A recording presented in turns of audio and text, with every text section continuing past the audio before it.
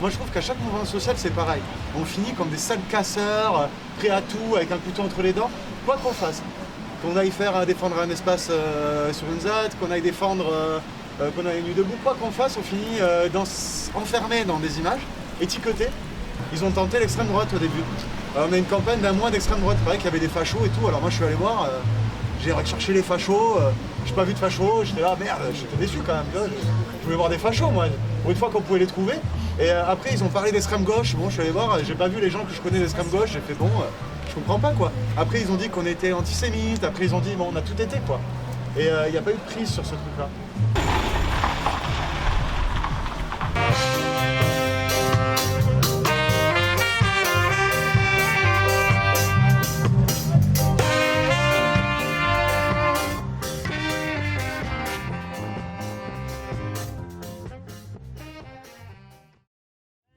Les Gilets jaunes ils contribuent à voir qu'ensemble, il y a plein d'individus aux Gilets jaunes et en même temps, collectivement, ils nous apprennent à réfléchir sur plein de choses. Il y a eu vraiment un changement dans la société et qui va perdurer, même si les Gilets jaunes s'arrêtent, ça va perdurer, quoi. C'est comme les nuits debout d'ailleurs. Les nuits debout, moi j'étais fervent des nuits debout. Je pense que les nuits debout ont changé au niveau des groupes, un peu aussi, sur la manière de fonctionner en groupe, etc. Il y en a qui c'est qui participe aux manifs du samedi après-midi? Ok. Vous tenez tous les samedis? Oui, On n'est pas fatigué. On n'est pas fatigué. Et est-ce qu'on ferait pas autre chose en plus? Si, outre la porte Macron. Ah ouais. Déjà ça suffit pas. Bah, alors moi ce que je vais vous proposer c'est que je vais vous lire des actions puisque vous m'avez demandé qu'est-ce que c'est que la désobéissance civile. Alors le premier principe c'est la non-violence. Mais là on peut faire un débat aussi sur ce qui est violent, non-violent, c'est assez personnel, on n'a pas tous les mêmes définitions.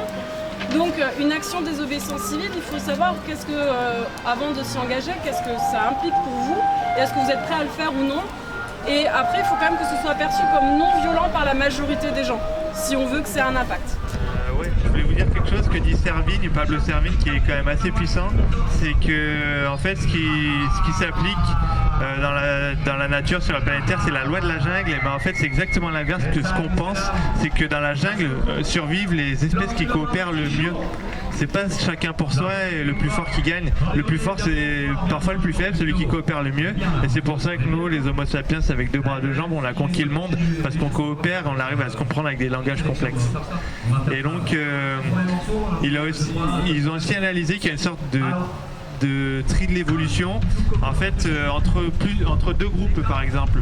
S'il y a un groupe où les gens sont très soudés, sont très altruistes, ce groupe va être très fort.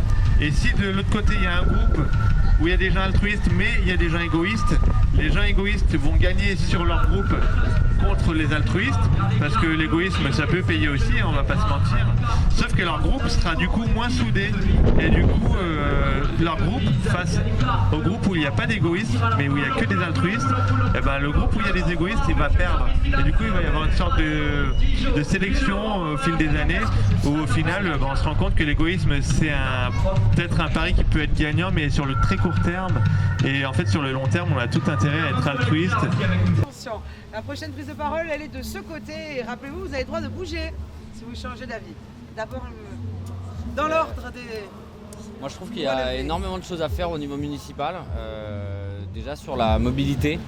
Et puis ensuite, il y a énormément de bâtiments publics sur lesquels on peut agir. Sur les déchets, c'est énorme ce qu'il y a à faire. Et tout ça, en fait... je trouve que ça désinvestit de trop se dire c'est un combat mondial et c'est un peu c'est pour ça aussi que je trouve intéressant de recentrer tous les combats des Gilets jaunes aussi, de voir sur quelque chose qui est plus palpable que la démission de Macron là-haut à Paris, quelque chose sur les municipales. Je trouve ça implique plus les gens et c'est au niveau de l'action, je trouve ça plus intéressant, quoi. Je pense qu'on arrivera plus à mobiliser du monde sur quelque chose qui se passe dans notre quartier et chez nous, quoi. Et je crois que c'est le rapport du GIEC qui avait dit que c'était entre 50 et 70% des actions sur l'écologie qui pouvaient être faites au niveau municipal, quoi. deux solutions. Soit on se bat avec eux, le problème c'est qu'ils ont des armes, donc moi je vois pas comment je peux gagner sans tomber dans une boucherie ultime. Soit on arrive à dialoguer avec eux. Nous c'est ce qu'on aimerait faire avec le Nouveau Monde, effectivement créer un véritable dialogue citoyen-police. Mais vous avez dit, dès le début, on a établi le consensus que c'était le bras armé du capital. Donc s'attaquer au capitalisme, c'est peut-être quand même une solution intéressante aussi pour pouvoir désamorcer leur combat. Et dans les ateliers des désobéissance civile, on fait des jeux de rôle aussi où on se met à la place du policier et on comprend parfois quelques mécanismes. En se mettant vraiment physiquement dans sa peau, on se dit mais mince, un regard, une parole, des fois peut désamorcer quelqu'un. Et ça s'apprend et c'est petit à petit, effectivement, je ne vais pas rajouter ce que tu as dit. Et petite parenthèse aussi sur le nombre, moi j'y croyais beaucoup aussi que le nombre peut nous faire gagner. Malheureusement, on voit que le mouvement des Gilets jaunes n'augmente pas en nombre, il ne diminue pas à Montpellier, mais ça n'augmente pas. Je suis allée à Paris pour le 1er mai, le nombre y était. Et ça n'a pas été possible. Ils sont armés, donc j'y crois plus malheureusement au nombre.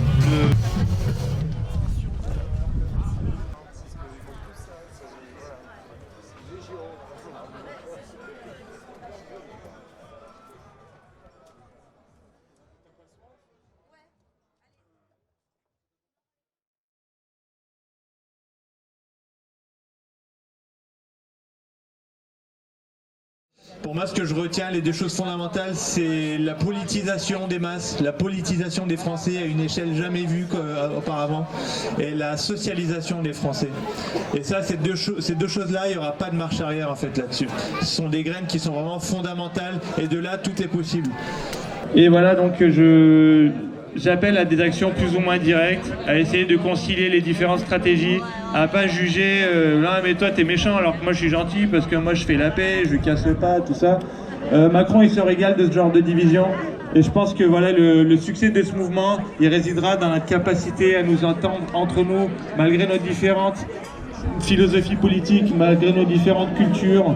Voilà, moi je suis content de voir des gens, il y a des gens ici qui sont aussi dans des partis politiques ou dans des syndicats, dans des associations, il y a des gens qui sont nulle part et c'est très bien comme ça et c'est ça qui est quand même assez incroyable avec ces mouvements.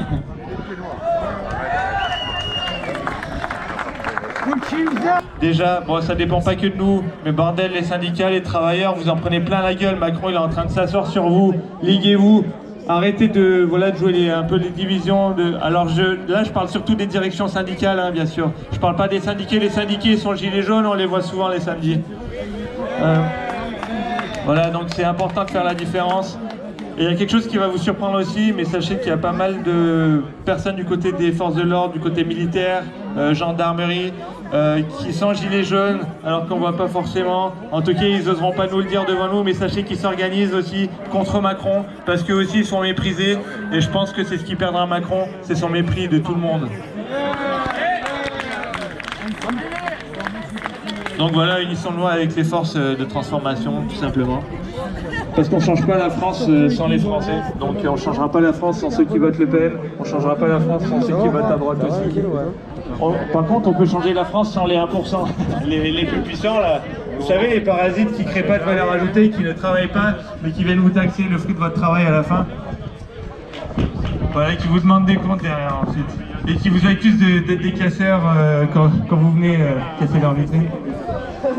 Voilà, et je pense qu'on devrait être surtout meilleur sur la diversité. On en a parlé tout à l'heure, il faut diversifier nos actions, bordel. Arrêtons de ritualiser les manifs c'est très bien, mais ça suffit pas. Ça a peut-être été utile pendant plusieurs mois, ça a fait bouger les lignes, maintenant on sait compter, maintenant on se connaît. Tout ce réseau, il vaut de l'or, à nous de nous en servir intelligemment. En fait, au début, j'avais parlé à la première AG. J'avais poussé un cri un peu révolutionnaire en disant qu'il fallait créer notre armée, notre réseau national, un État dans un État. Faut pas avoir peur. Parce que, franchement, je vous dis quelque chose, de mépriser ceux qui sont là et qui sont bien implantés même dans notre cerveau, c'est bien le mépris, mais ça ne suffit pas.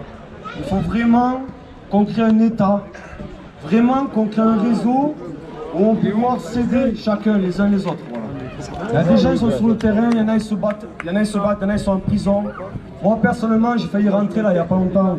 J'ai de la chance parce qu'on était nombreux à Paris à être arrêtés le 1er mai. On était entre 220 et 300 à être arrêtés. ils n'ont pas pu nous juger. Tous les flics, ils étaient gilets jaunes. Pas peut-être tous, mais franchement, c'est pas 90%, c'est pas pour faire le mec, mais vraiment nous soutenaient.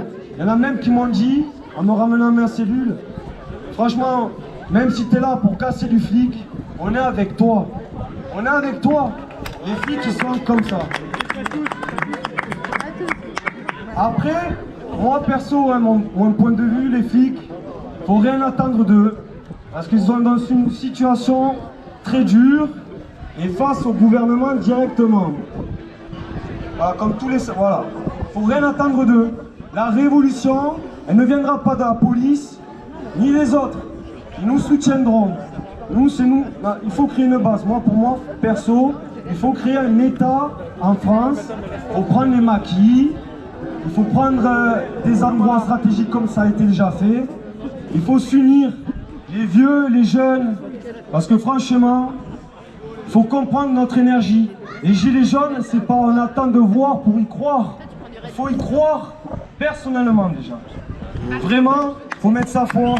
Moi, je sais perso, à la première AG que j'ai fait, j'avais dit que j'allais prendre mes responsabilités. J'irai en prison s'il faut. Non mais, tu vois, on s'en fout. Il y en a, ils sont déjà en prison. Voilà, moi j'étais condamné pour violence policière sans preuve. 5 ans de mise à l'épreuve, 6 mois de sursis, interdiction de manifester. Tiens, l'interdiction. Voilà. Il n'y a plus d'autorité, c'est nous l'autorité. Voilà, la justesse. Voilà, moi je suis très contente d'être ici. Je suis déjà venue à plusieurs représentations comme ça dans des petits villages. Et je constate qu'on est quand même assez nombreux. Ce que je veux dire, c'est surtout au niveau du gouvernement. Il paraît que que nous on s'essouffle, qu'on est de moins en moins, que comment dire, les manifestations dépriment de plus en plus, ce qui est faux. Et ce que je veux dire aussi, c'est que lors des manifestations, beaucoup de personnes ne veulent plus venir parce qu'il y a de la violence. Effectivement, il y a de la violence. Mais comme je disais, les personnes qui ont peur de venir en manifestation parce qu'il y a de la violence, c'est pas grave. On rouvre les ronds-points, on se met ailleurs, on va dans d'autres endroits, on occupe des lieux stratégiques qui peuvent emmerder l'État. Hein, les impôts, les banques, les loges, enfin peu importe. L'idée aussi, ce serait de commencer à sortir de Facebook. Là, j'ai un copain qui m'en... Voilà. J'ai un copain qui m'en parlait là, il y a même pas une heure de ça. Ils sont en train de sortir des lois. On va se faire défoncer sur Facebook, c'est-à-dire que montrer un flic sur Facebook en manifestation, maintenant, ça va être très compliqué. Et même montrer des gilets jaunes en manifestation, ça va être très compliqué. Ils commencent à accuser justement les gestionnaires de pages, Facebook, les envoyer au tribunal, enfin ça devient n'importe quoi. Il y a une initiative, alors il y a plein d'initiatives partout. Ouais. Moi je fais partie d'une des initiatives, ça s'appelle la ligne jaune.fr. C'est un site internet, on essaye de faire un Facebook gilet jaune avec ça. La semaine dernière, il y avait 16 000 inscrits sur toute la France. C'est très peu par rapport à Facebook. Mais peut-être que petit à petit, on pourra diffuser des infos. Moi, ce que je fais, je me contente juste dessus de mettre l'agenda de la semaine de l'AG de Montpellier et les événements comme par exemple le festival et aussi la gazette des Gilets jaunes de Montpellier que vous connaissez peut-être et si vous ne connaissez pas, il faut la lire. Et donc voilà, cette semaine, on l'a rajouté aussi. C'est pas tant un endroit pour polémiquer, faire l'intéressant, plutôt un endroit pour mettre de l'information concrète et pour que les gens qui tombent là-dessus, eh ben, ils puissent nous rejoindre. J'avais des notes et je vais terminer sur la nécessité justement, une fois qu'on est bien coordonné, qu'on a beaucoup de gens, de penser à des alternatives. À Montpellier, on commence à réfléchir à la nourriture par exemple, avec des jardins partagés. Il y a des gens qui font plein de propositions, c'est hyper riche. Et bien, ce qui nous manque, c'est juste de pouvoir partager toutes ces propositions et toutes ces idées.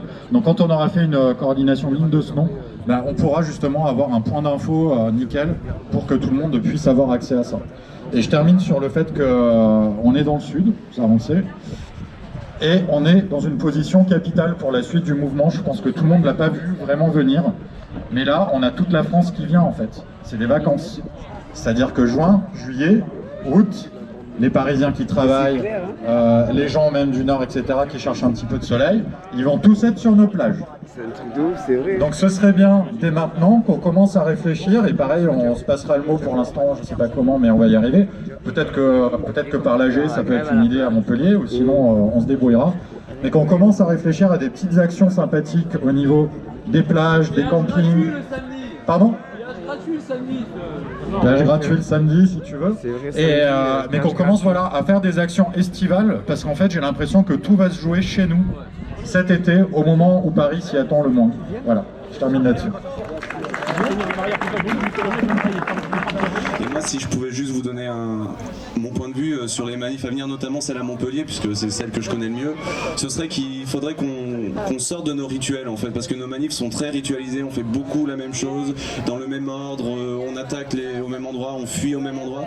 Donc je mets dans la réflexion collective cette idée-là, sortons de nos rituels, et ce qui fait notre force, c'est d'être imprévisible, c'est d'être joyeux, c'est d'être fou parfois, et il faut qu'on garde, il faut surtout pas qu'on se fige dans des formes de lutte. Voilà. Et je vous aime. Non, c'est que là, il y a quelques amis. Je fais partie de la co-organisation du festival.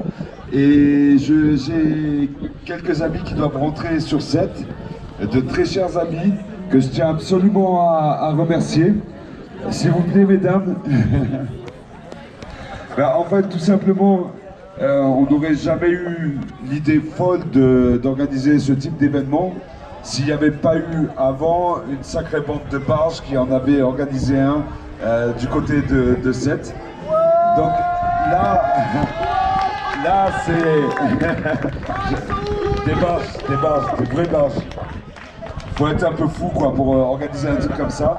Eh ben les folles et puis l'ours mal léché mais au grand cœur adorable Gilles, ben, c'est eux qui nous ont inspirés et c'est eux qui nous ont dit c'est possible d'organiser ce type d'événement. Donc merci à vous quoi. Merci. Bravo Omar. Pour le meilleur des travailleurs. Et pour un monde meilleur, même si Macron ne veut pas, nous on est là. On est là. On est là. Même si Macron ne veut pas, nous on est là.